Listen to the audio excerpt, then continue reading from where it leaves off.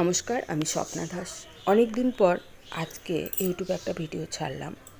Video সেভাবে করতে পারি না, সময়ের অভাব, এবং কি রান্না করব, সব রান্নাই তো এক হয়ে যাচ্ছে।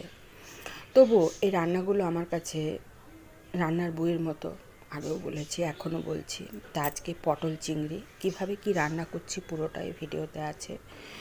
আলু পটলগুলো ভেজে নিয়েছি আলাদা একটা কড়াতে। আর আমি রান্না করার সময় দুটো কড়াই ব্যবহার করি, এটা আগেও বলেছি, যারা দেখেছেন তারা জানেন।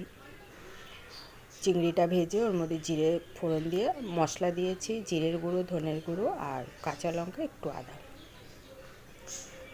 রান্না করতে ভালোবাসি, তাই রান্নার বই হিসেবে রান্নাগুলো জমা করি মেয়েদের জন্য। হয়তো মনে হয় পটল চিংড়ি ছেড়েছি, ইউটিউবে রাখা আছে, তবুও তা কেমন লাগলো অবশ্যই কমেন্ট করে বলবেন, ভালো লাগবে।